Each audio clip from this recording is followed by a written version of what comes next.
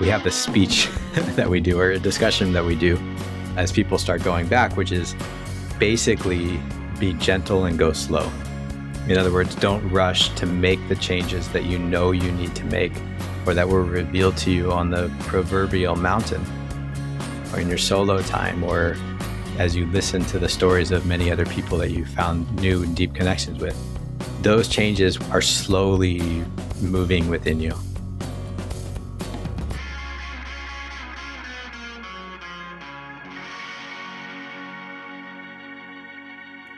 We're doing another podcast with just me and Miriam. We could probably fill all of the episodes of this podcast with our rants, but we decided to take a few more opportunities to do that. Just share what we've been thinking about, and some of the framing and some pragmatic tools and some ideas that might help you make sense of what's going on in your world, because they help us make sense of what's going on in our world. And this one really comes from an hour I spent at the barbershop. And in a barbershop, if you've never been to a barbershop, I think 80% of the barber training is just how to shoot the proverbial crap while giving you the same haircut they give everybody. And of course, a nice straight razor, beard tune-up. It's always nice. But we ended up talking about the barber that I go to is renovating and turning it into a partially a tattoo shop, putting some more chairs in and doing a really awesome job. And we started talking about the business cycles and running our own businesses. And of course, every business owner that's been in business through the last few years is going to refer to what happened during the pandemic. And there was a moment where it was like even his partner, who's the tattoo artist, came over, and we started talking about COVID and just the craziness of what they experienced in terms of the downturns and upturns during that period, the wild things that people did and said during that period, including he had to actually kick out a customer that came coughing and refused to wear a mask in the thick of the pandemic, and lost a client, but he just said it was ridiculous. And they got into a big fight about it. Don't make me wear a mask and all these other things. And here's a guy who was coughing and probably had COVID.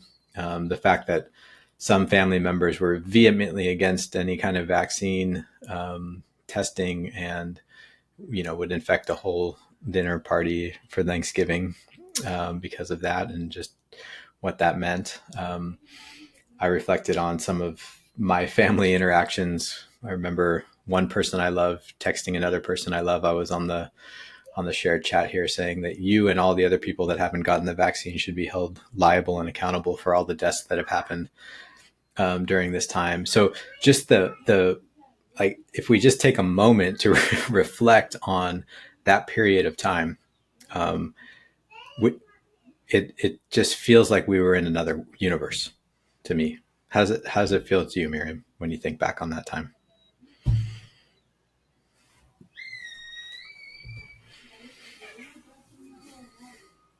As you were talking, I was also remembering, dolphins swimming in the canal in Venice, and remembering both the tragedy, but also the moments of what felt we held so many listening circles during that time online.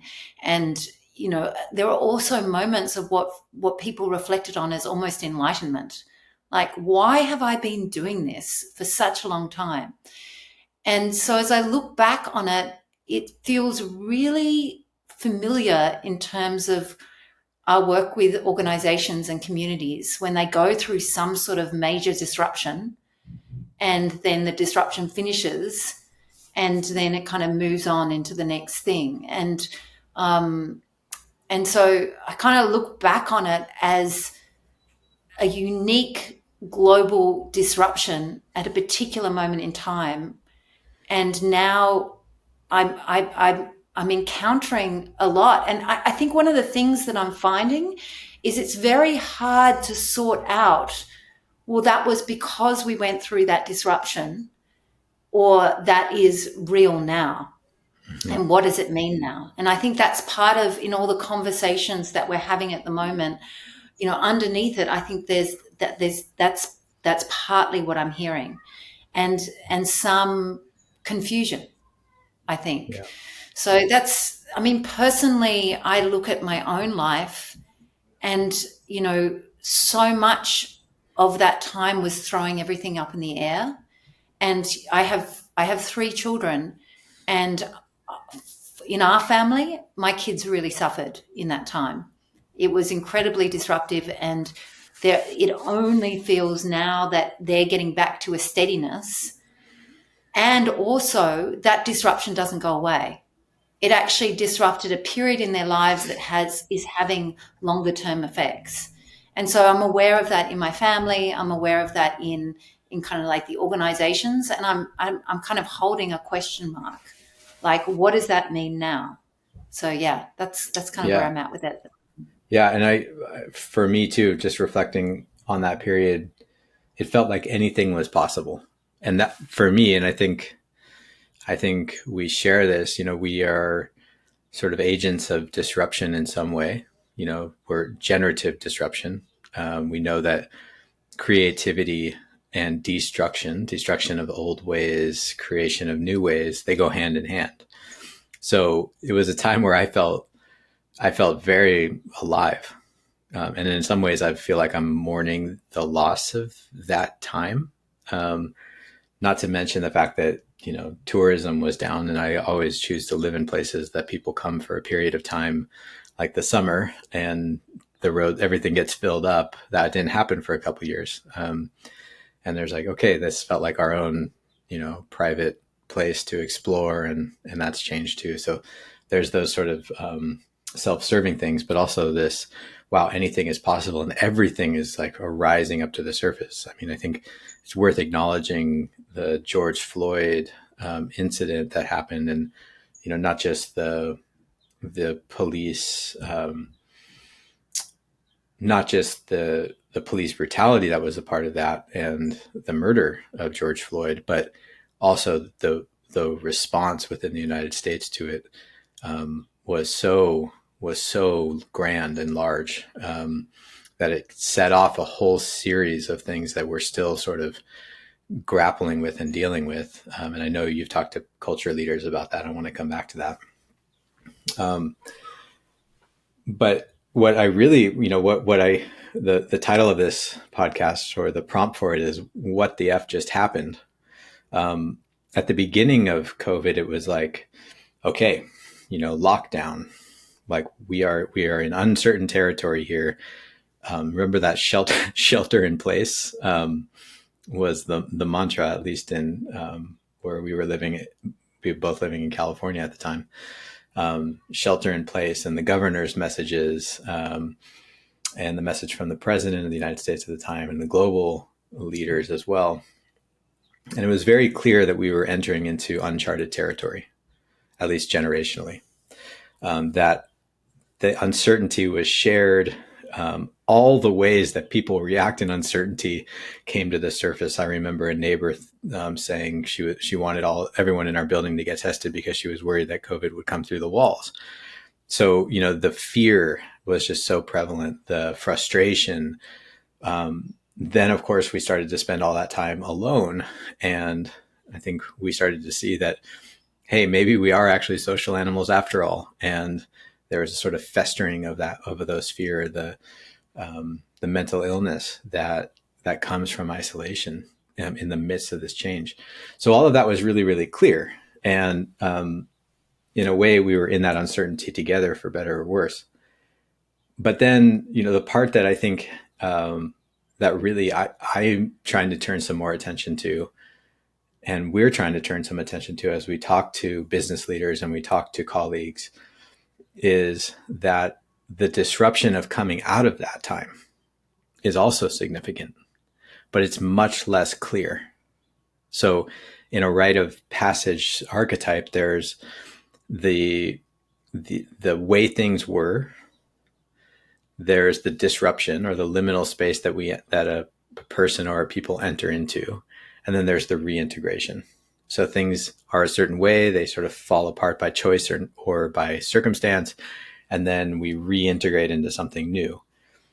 But without a sort of global agreement, like we made a global agreement when we went into COVID that stuff was going on. We might have disagreed about what was going on or why, but there was stuff going on. And then as things have ended, I think it was just about a year ago, I think that some of these restrictions were lifted, and I think some states even later, more recently. It's like everybody sort of rushed to kind of put the veil back on to get things back to normal unconsciously. The last thing I want to say before I pass it back to you, Miriam, is the only corollary to this that in my lifetime was when 9/11, September 11th, happened in the United States. And I was in college at the time. And I remember one of my professors saying, there's an opening in our awareness as Americans right now, that we live on a global stage, and that there are people that will sacrifice their own lives and the lives of many other innocent people because they hate us so much. And he said, watch how quickly we will try to close down that opening. And he didn't use these words, but it was a generative place to be in as Americans, especially as a person who had just come out of the sort of innocence of childhood, really. And these are all college students he was speaking to say, hey, look, we don't live in the world that we thought we did yesterday. Many of us thought we did yesterday. And watch how fast we try to reassert the old paradigm. I feel like there's a little bit of that's happening right now, much less dramatic, I think, much more, and therefore much more subtle, but a sort of lingering confusion and a lack of the sort of integration of what did we learn? What did we do during that time that we need to let go of? What needs to be sort of reintegrated? What needs to be integrated in a new way, not to remain in that space, that liminal space, or to go back to the way things were. And it's kind of interesting because there's so many themes coming out of this. I'll just talk to one firstly, is that for many people that time, the financial stress, the survival stress of it wasn't felt until after it. And that was an interesting thing because really so much of what came through in that time was also what it meant to be human. And so that idea of like, what does it mean to be a human being and living on this planet? Because it was global and it was shared globally.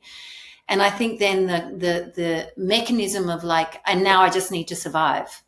And the part of it was, firstly, doing what you need to do to survive. But alongside that, this kind of thing that at least is happening, I think, to many organizations and in our school systems, is that the structures that were held and the assumptions and relationship with those structures was broken. And so it meant that a really easy example is that I've noticed with kids, particularly teenagers, that their relationship to, oh, you just go to school every day. You go to school, that's a given. Like, you might wag, you might have days off, you might, whatever it is. But the assumption that you just go to school every day and that's the way that you do it is not there anymore. So I'm noticing a lot of teenagers, there's a lot more acceptance of like, well, and a lot more choice. I'm going to do it this way. I'm going to do it this way. Why would I go to school anyway? It doesn't make sense. You could take the same to people working, from home. And a lot of the discussions around why do we go into the office? Why do we meet? What does that mean? And the kind of entanglement of, gosh, I can't spend another minute I can't spend 8 hours of my day on a computer with that idea of that freedom of choice of actually, well, I can do it this way or I can do it that way. And I think partly what I'm seeing, in the school systems and what we're seeing in organizations is in the mode of survival, there was a kind of like, we've got to get the structures, we've got to direct the structures. We've got to like present something that's stable and intact so people kind of feel that and that we can step forward together. But at the same time, you have a group of human beings, I think generally, not of course everyone, who are still questioning those things. Like, is this really what we want? And it's as I'm having conversations with people, you can hear it underneath. It's like, well, yes, we've got those systems back that we had before, but I'm not sure. And this hesitation that wasn't there before, this lack of like knowing that, that we maybe don't just need, it's not an assumption. It's not an underlying assumption anymore. And so that's, I think what we're talking about with the reintegration phase is often what we'll see, as Adam said, when we're creating developmental disruptions, is in the reintegration phase, it is incremental. Like, you do go back into the workplace as it was, your life as it was, but there's just this slow questioning of like, but really, what would happen if? And I guess the tension I'm seeing is between the need perhaps to play, to experiment, and that energy of playing with how things are, sort of contrasting with, in a lot of systems, the kind of trying to just put everything back together. And those two energies kind of not meeting each other.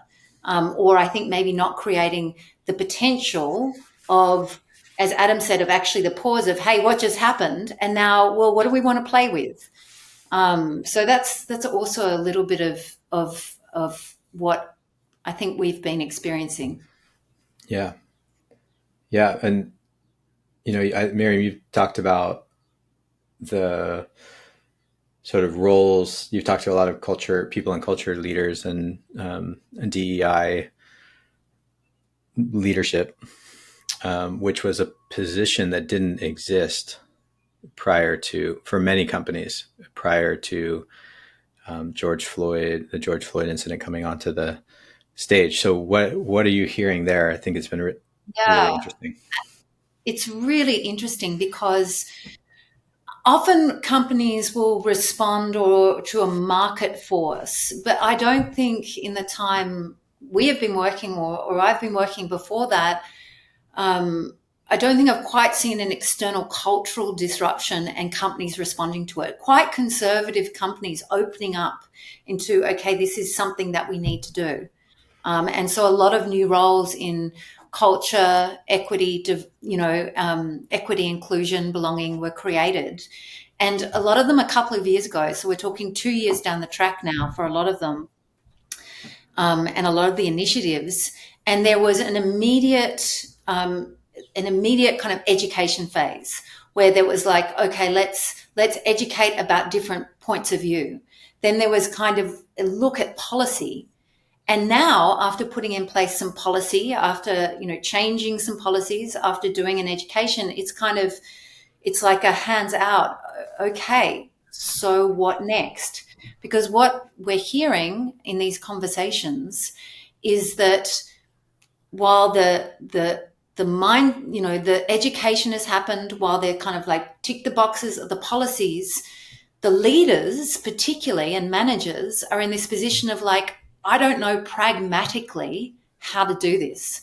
I don't know pragmatically how to make these changes on the ground.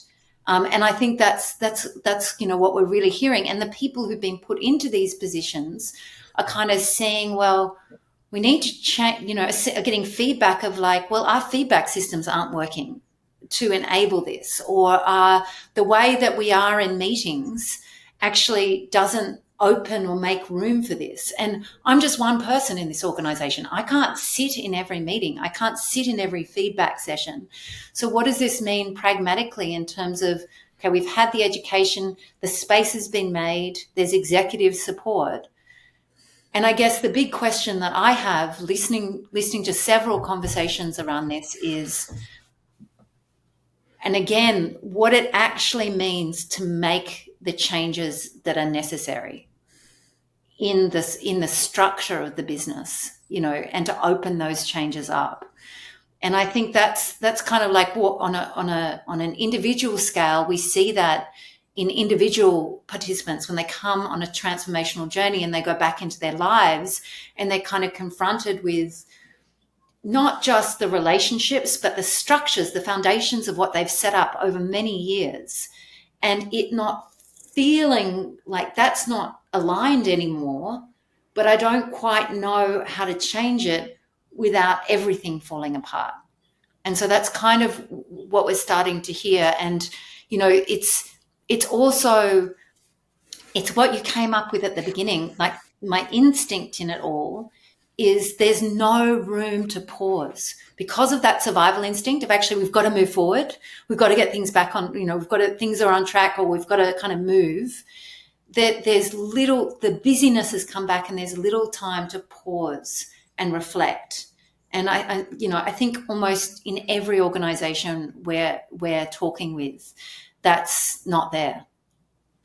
Yeah, I mean, even in our own, speaking for ourselves, I think at the beginning of the pandemic, we were a relatively new business, and we sort of, okay, let's put all our energy towards going on to digital, moving digital. It was something we had never done. We'd flown around delivering trainings and met with people in person and worked with teams in person.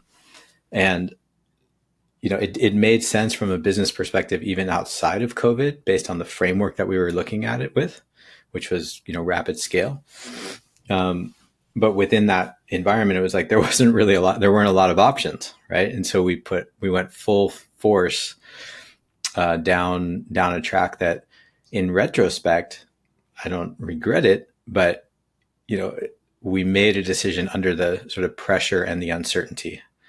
And I'm thinking about all the other, and you're talking about sort of DEI and those positions being created and going full force ahead to create, sort of policy changes, but not the adaptive changes, the sort of the deeper questions. What does diversity, equity, and inclusion really mean when we instill it as a deep value over many, many, many years?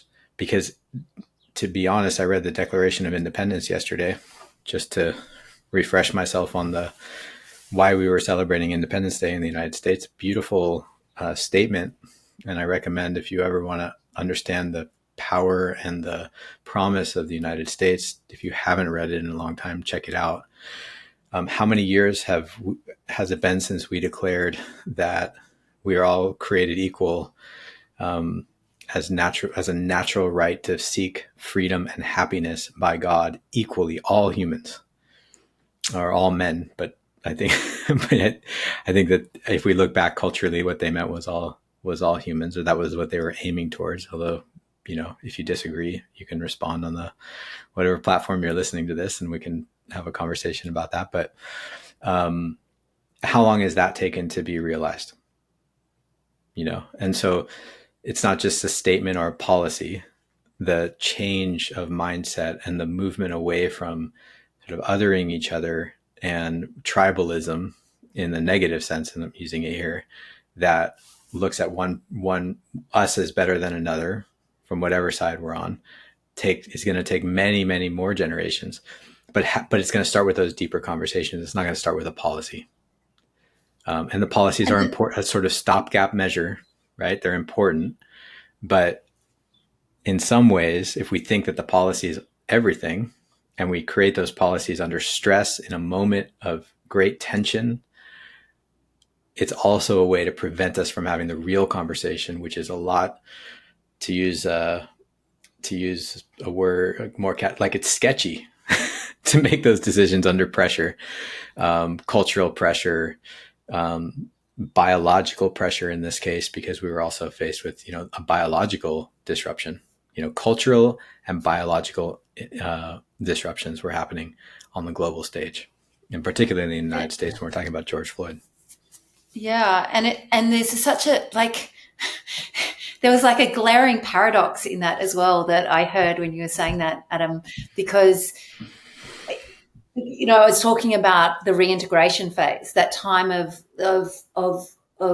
actually playing and experimenting, and in an organization, diversity, like having diverse human beings in all the complexity of that, actually it creates tension, but when you open to it and you allow it, it also creates play and experimentation. Mm-hmm. Because you have like different ways of seeing and experiencing and being in the world. And that's exactly what it's like. Oh, let's play with that. Well, what would it be to do that? And so it's kind of interesting because it's that paradox. It's so much of the answer is there. And yet the kind of, as you said, the way that decision was made, and fundamentally the resistance to change, is there, and I think perhaps also even heightened by the kind of financial instability that we also then experienced, and the kind of need, the survival need, and I even think about it with us. It's very, you talked about us creating the digital in COVID, in the pandemic. And I think about myself and my capacity to play. Actually, if I'm to be totally honest, I would like to see myself as someone who would play and experiment. I've got that sort of personality. I would categorize myself as that. But to be totally honest, in the last year, I have been really tentative of playing and experimenting, Mm-hmm. because because we went through so much disruption and risk. It's like my capacity for more disruption or risk that some kind of experimentation might bring has made me extremely tentative. Mm-hmm. And, that's the paradox of actually that experimentation and play. Well, what if we throw all the balls up in the air? We did do that then. What happens if we now, and we have been talking about that recently in terms of how to use that material we created in creative ways to actually serve in another way.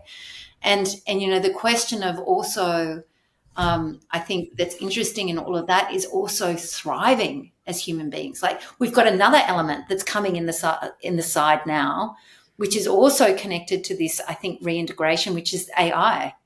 We've had a huge element enter into the workspace, which is, again, another way of looking at, well, who are we? Or thinking about what is unique about us as human beings in the workplace.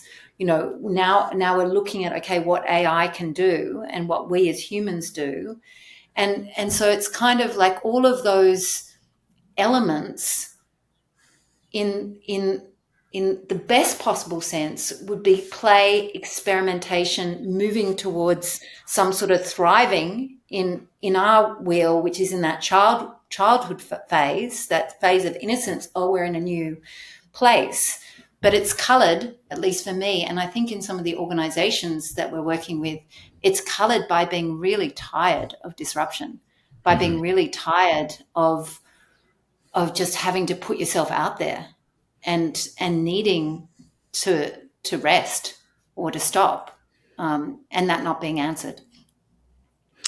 Well, when it comes to AI, I just want to make sure that we acknowledge, I think I've shared the article with you, which is that actually the hidden side of AI is that there are a whole bunch of people making $5 to $10 an hour, something like that, in developing countries. I don't know if that's still the right word to use, but countries that generally sell their resources, time, natural resources, et cetera, to more wealthy countries, actually doing most of the AI, the generative learning, or the learning that the AI is doing is actually being facilitated by people overseas of these large companies, doing most of the information input. So, again, there's another veil to be lifted there. I think it's really, but we'll come to that in another podcast. So I'm just thinking about using, our experiences, our direct experiences of transformational work, and what we've already brought in, the archetype, of the rite of passage. We're kind of using our own common language here. There's a current state, a disruption, and a future state that is sort of unknown, can't be known from the mindset, particularly, or the view of that first state. And we think about that mostly, from in the old days, there's a way of looking at it as an individual experience, but of course the whole community would have depended on each person moving, particularly from childhood to adulthood, through a very definite rite of passage where their gifts become known to them and to the community, where they face some trial that helps them recognize both their fragility and their strengths. So some very physical trial, and they would do that because the community depended on it, depended on each person kind of knowing their place, knowing their contribution, and also recognizing the absolute fragility of human life. When we do it now, it's often marking the many, people, at least as far as I'm generally aware, people live a lot longer now. We go through many lifetimes in one lifetime, because we move through careers, maybe, multiple relationships and marriages, maybe, we see people, we know so many more people. We watch global events on a daily basis occurring that stir us and move us and emotionally affect us deeply. And so life is very much more complicated. I'm assuming from what I know. And so people are choosing as individuals to go on these transformational journeys. I'm not talking about a yoga retreat or something, a sort of self-care thing, but choosing to find some kind of trial that helps them integrate more of who they are into the world, into their work, into their families, into their communities. But they're also, they're also doing it for those people. So sometimes, not always, but sometimes it's because they want to be more in better service to their community or their family, et cetera. So on an individual level, we were talking about integration here. Oftentimes these feel very extraordinarily magical, because we'll take people into an unfamiliar environment, a wilderness setting. They will very quickly drop their masks, so people see each other in a much more 3+ dimensional way. They're also in an environment that's very, very alive, and most of us, even the leaders of these programs, we live where we can flip the light on at 4 a.m. in the morning and turn it off at 10 or 11 at night. We don't live with those cycles of nature in the same way as I think humans just naturally fall into when we're in that environment, where we wake with the sunrise and move through a day in a very different way. So all of these sort of constraints are removed from our daily life. And then all of a sudden, by the day before the last day, if people have done something like this in the past, the cynicism starts to come up, like, oh, it's not going to be like this when I get home. Right? If someone hasn't done something like this, they might already have a grand plan for coming back as a brand new person. And in some ways they are a brand new person. But we have a speech that we do, or a discussion that we do as people start going back, which is basically be gentle and go slow. In other words, don't rush to make the changes that you need to make, or that were revealed to you on the proverbial mountain, or in your solo time, or as you listen to the stories of many other people that you found new and deep connections with. Those changes are slowly moving within you. Also, don't go rush. If you're one of the cynics, don't rush to sort of close down what has happened, just because probably the first 10 people you tell your story to will be like, well, that sounds weird. They might not believe you, right? They might not, they're in the day-to-day life. There may be 10 things. You may get home and have a to-do list from work or from your from your partner. Life is going on in this other world. So usually another thing people say is that there's the real world and then there's what happened out there. And we're going back to the real world. Well, one of my teachers, Stephen Harper, used to always say, why do we create that binary? Number one, because I think you can make a really good argument that what happens in those disruptive spaces, what happens in wilderness where we sort of find a natural human rhythm, is more real than what's happening in the constructed world of culture and or the urban environment and our day-to-day sort of industrial based routines.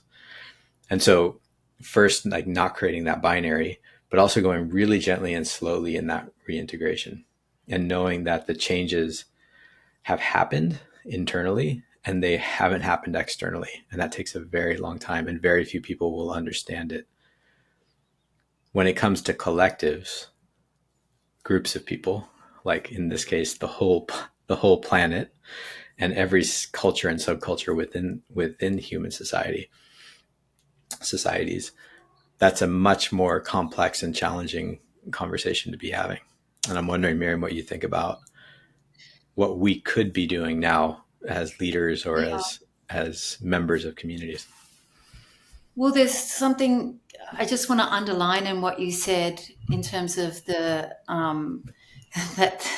that that section we do as people kind of go back into their lives, and it is, you know, we recommend that people maybe don't share their story of what happens straight away, but hold it almost like a precious jewel, Mm-hmm. a precious jewel of that, and recognize it as a precious jewel, and hold it with a level of inquiry as you can, you know, feel it, that story and whatever happened, which is usually magical and miraculous in different ways, as an inquiry as you go back into different environments. And I'm saying that because there is a want, and I felt this in ourselves too, as even today, Adam, when we were talking about the business and we were talking about, you know, that time and the choices we made in that time.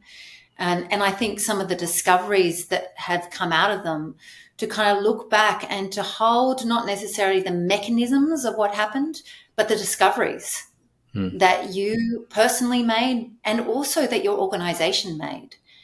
And to be able to, again, as leaders, kind of honor those discoveries. We discovered these, but also not to promise quick change or solutions. And I think that's the thing where I see that, you know, in those conversations, it's like, that's what breeds cynicism.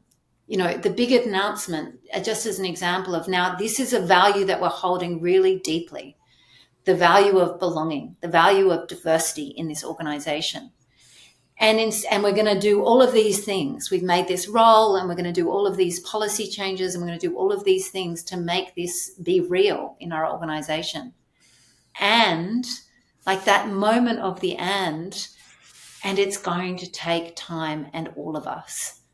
And I'm using that as an example, but I think that can be said about any of the strategic initiatives that might have happened, the way that the business morphed and changed, what you discovered about working from home, working online, you know, all of those things that happened, the way that management had to change as we kind of were out, you know, working from homes, all of those discoveries to, you know, I wonder what it is to actually go, what did we discover that? What does that mean now? And to allow that kind of, again, it is that bravery, that courage to go slow and allow that to kind of like be a line of inquiry in terms of what's happening now. Whereas I think the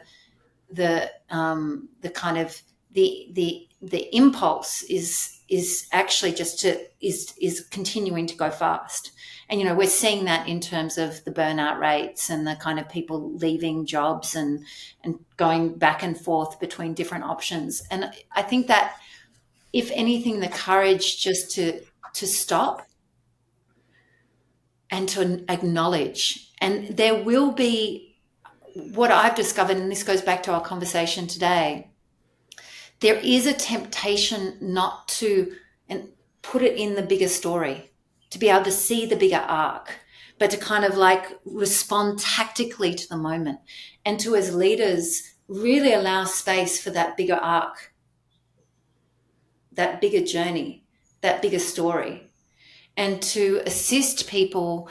And this is really important. Many of the conversations I've had with culture people is like, it's a battle with cynicism. That's Mm. what it is at the moment. It's like, this is just another tick the box. It doesn't mean anything. Change is not going to happen. It's just optics, common, and to actually to allow leaders to say, actually, maybe we don't know the answers, but we do know if we stop and we reflect and we acknowledge the larger journey and that we're all in this again, that can be a really good starting place. And I think, what was key in what you said was there can be in the quick response to something that you haven't actually had the conversations.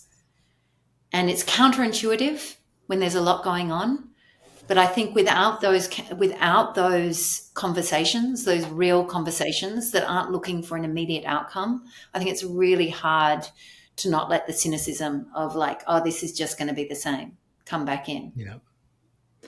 Yeah. And I would even think about it even very pragmatically, almost like a stock taking.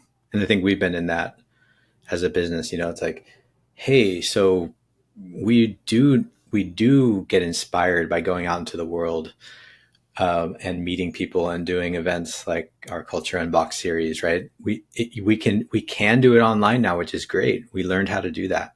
We learned how to do that really well. And is that where people really want to be spending their free time now, sitting in front of a computer? Is it where we want to? No.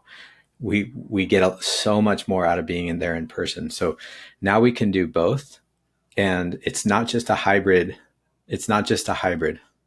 Like that's another false binary, right? Where sometimes we work in person, sometimes we work online. There's actually a whole new almost networking. And I mean that in the sense of relationships that are happening where we can do this very rich experience in person and then stay connected and see each other again, in a way that would have been very different 5 years ago before we were sort of forced into that move. I think I'm thinking back to,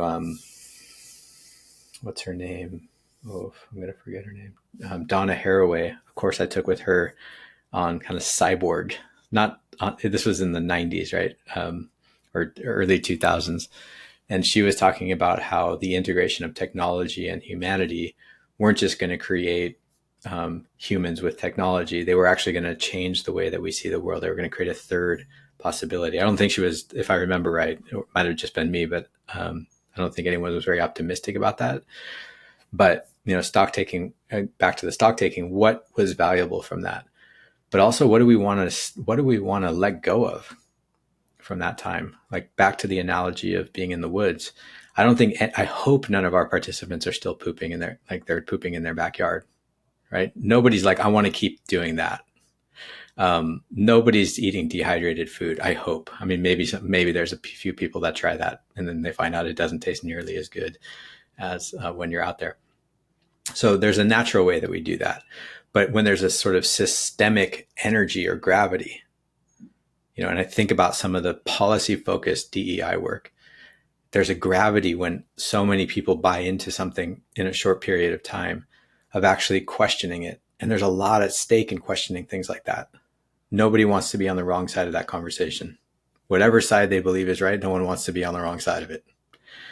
But, questioning, maybe it's not the values, and we might mistake questioning the application of the values, the way the values are applied. We might mistake questioning the application for the questioning the values themselves. And so we might avoid taking the risk of actually having a conversation. Is this the best way to get to that goal or to realize the values? And I think that's it. the That's the what the question. F part, Yes, hey, that's gold. the what the F part is like, hey, that whole thing that we went through as humanity or as a company, as a family, as a community, that's kind of over. Like the thing that disrupted us for the moment has ended. both from a sort of legal governmental regulation perspective, from a threat, from a really really overt threat to health, right? It's generally over. Um, but hey, so now that it's over, what just happened? What do we want to do with what we learned? What do we want to let go of from that time or change? And what do we want to create now that we're in a new paradigm? And what is true about that paradigm? I love that some of the politicians out there are actually some of the people that are running for president. We're not going to advocate any particular candidate at this point, but are actually doing this. They're going and saying these are the repercussions of some of those policies. And was that the right thing? Did we make the right decision? Did we make it under fear? And who profited from this and who suffered greatly? And considering that from a political perspective also. And I think that's refreshing, whether you agree with them or not. I think it's refreshing that people are actually asking those questions of others on the street, because I think that we need to be doing that, not just with our barbers, but as companies. And it's definitely something that we're invested in right now as we kind of move into the next phase of our business. So, just one final thing from me that's been sitting with me the whole time as a personal change in me, but I think it's relevant to leaders as well, is that during that time and now after it, I've had to completely rethink the way I parent. And what I mean by that is how I guide the pathway forward for with my children as they walk, as they're teenagers, as they begin to consider walking into the world. And what was very static is now not so. It loosened it out of necessity. And with that, directly after it, in myself came a lot of judgments, like, have I just given up? Have I, that come after letting go of a way forward? Or is this okay? Is this right? Am I being responsible? And I think I want to bring that up, particularly in the context of leaders, because so much about leadership is carrying a responsibility for the organization and for those that, you're serving, for the people and the teams that you're serving. And I think that questioning is also like part of it. It's like that movement towards you had to out of necessity change the way you were doing things as a leader. And now it's like, well, the confusion that comes with, well, what's my responsibility now and what's not? And what do I do within that? And what are the stakes of that if I make changes? And I just want to highlight that that's not, if you're feeling a chaos, a kind of chaos or a lostness, or I don't know what direction to go through and I don't know quite how to see the pathway forward, I just want to say you're not alone, and to, reassure you that kind of, that is a natural response to kind of coming back into the same role, but now having very different circumstances. and I think of the great revelation that happens usually in high school or a little bit later, that actually everybody's confused, and some people and most of us are just faking it, that we've got something figured out. Also applies here as we sort of unpeel the onion with people in our coaching and on teams. What we always find is that the presentation of certainty usually masks a lot of uncertainty, and most leaders are living on an assumption that they should have the answers, and suffering because of that. And not they're suffering, but to a greater degree, their organization is suffering. Their teams are suffering because they're actually people that on your team that want to help, that probably have some answers for you, and that thinking you need the answer is getting in the way. It got in the way during COVID when everybody kind of agreed, nobody knew what was going on, and it's still getting in the way. Yeah, totally. Like going back to my kids as the metaphor, it's like so often all I need to do is stop and really, really listen to them. And they do. They kind of like, no, this is what matters to me. This is actually a good path forward. And so yeah, just to go back, I think the same applies with many people, and so many of the ideas are there. When we're able to loosen that kind of feeling of holding tight to an old way of holding responsibility, to kind of like be able to, I mean, response ability, to be able to respond to the change. So we'll leave it at that. Thank you, Miriam, for the conversation and picking Thank up you, where I left Adam. with the barber, with the Baba, and Baba, hope there's some tidbits in here for you that are listening. And we'll see you soon. see you soon.